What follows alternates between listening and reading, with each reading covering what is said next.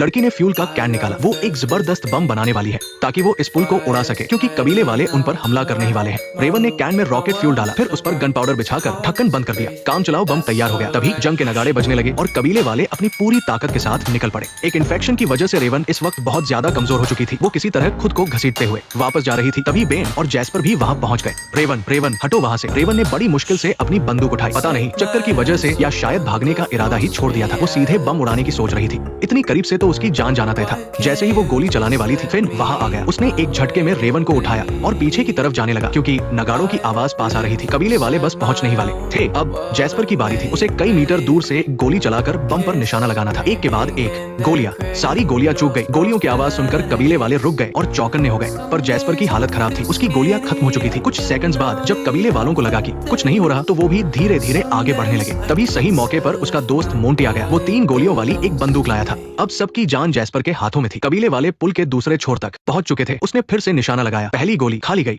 कबीले वालों को शक होने लगा कि कहीं ये लोग बस दिखावा तो नहीं कर रहे। जैस्पर के पसीने छूट रहे थे, पर इस बार उसने जबरदस्ती खुद को शांत किया। धमाके का गुबार उठा। उन्होंने एक बार फिर रॉकेट फ्यूल की ताकत देखी। आगे चल रहे कबीले वाले बुरी तरह से मारे या घायल हुए होंगे। दूर कैंप में मौजूद लोगों ने भी इस जबरदस्त धमाके के गुबार को देखा। इसका मतलब था कि वो कामयाब हो गए। 3 घंटे बाद कैंप में पहले जैसा तनाव का माहौल नहीं था। तभी पहरे पर खड़े लड़के ने चिल्लाकर कहा, वो लोग वापस आ गए, जल्दी दरवाजा खोलो। जैस्पर और मोंटी सबसे आगे चल रहे थे। वो हीरो थे। सब लोग चीख कर और तालियां बजाकर उनका स्वागत करने लगे। और हाँ, उनके पीछे रेवन भी थी। वो भी इस कामयाबी की सबसे बड़ी हीरो में से एक थी। अगले दिन रेवन की हालत में काफी सुधार था। क्लार्क के जाने के बाद रेवन ने अपनी आंखें खोली। वो फिन को देख रही थी। लोग ऐसा ही करते हैं। वो इसके बारे में सोचते हैं और शायद इससे उन्हें गुस्सा भी आता है ना? तुम्हें डर नहीं लगा कि क्लार्क बीमार पड़ जाएगी? तुम जानते थे कि उसे भी इन्फेक्शन है, पर फिर भी तुमने उसे बचाया। तुम्हें डर नहीं लगा? मैं तुमसे प्यार करती हूँ। मैं नहीं चाहती कि कोई मुझ पर तरस खाकर प्यार करे। जो कुछ भी हुआ, उसे देखकर लगता है कि रेवन एक ऐसी लड़की है जो प्यार और नफरत दोनों खुलकर करती है। वो देख सकती थी कि फिन के लिए उसका रिश्ता अब बस एक पुरानी आदत बन चुका था, जिसमें कोई जोश नहीं बचा था। पर क्लार्क के लिए वो वैसा महसूस नहीं करता था। इसलिए आज उसने एक फैसला किया, और वो फैसला था इस रिश्ते को खत्म करने का। उसने वो निशानी उतारी जो कभी फिन ने उसे दी थी, और वो बात कह दी। फिन ने भी दुखी होकर उसे रोकने की कोशिश नहीं की। ऐसा लगा जैसे वो भी अपने दिल की सुनने को तैयार था। लेकिन आखिरकार उसने रेवन के उस प्यार का मान नहीं रखा जिसने अपनी जान की परवाह नहीं की थी। नेक्स्ट पार्ट देखने के लिए वीडियो को लाइक करो।